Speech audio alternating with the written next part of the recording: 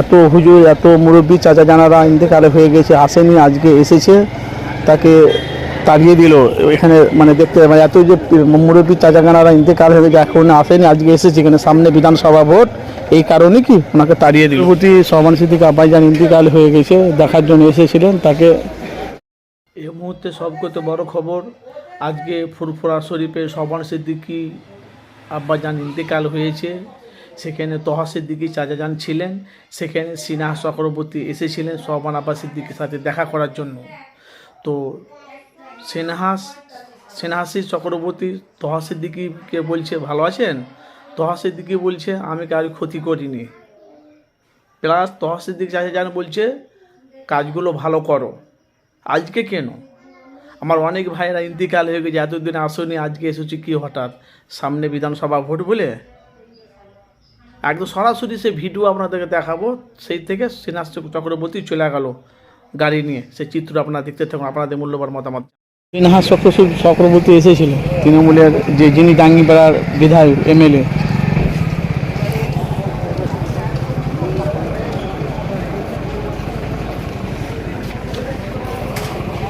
কি বললো তো সিদ্দিকী?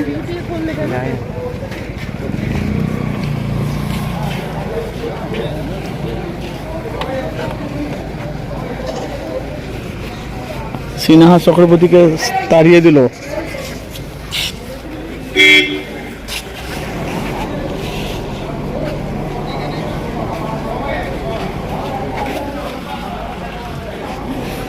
সিনহা চক্রবর্তী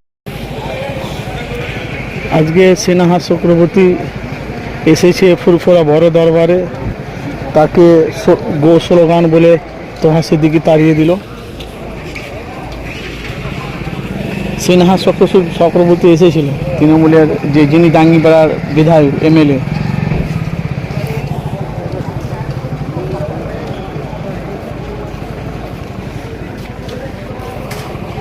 কি বললো তো সিদ্দিকী?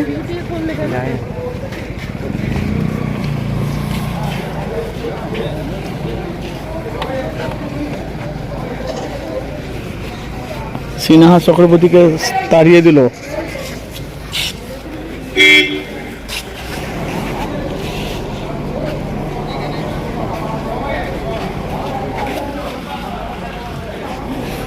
সিনহা চক্রবর্তী সমান সিদ্দিক আব্বাইজান ইন্তেকাল হয়ে গেছে, দেখার জন্য এসেছিলেন, তাকে বড় দরবারে ঢুকতে দেওয়া হলো না।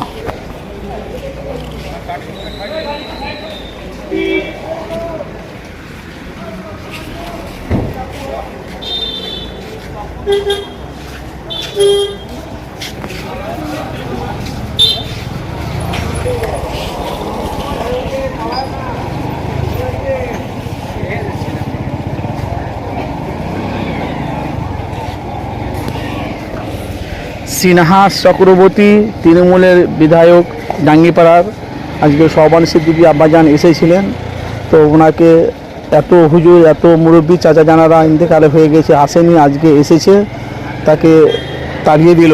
এখানে মানে দেখতে মানে এত যে মুরব্বী চাচা জানারা ইন্তেকাল হয়ে গেছে, এখন আসেনি, আজকে এসেছে, এখানে সামনে বিধানসভা ভোট, এই কারণে কি ওনাকে তাড়িয়ে দিল।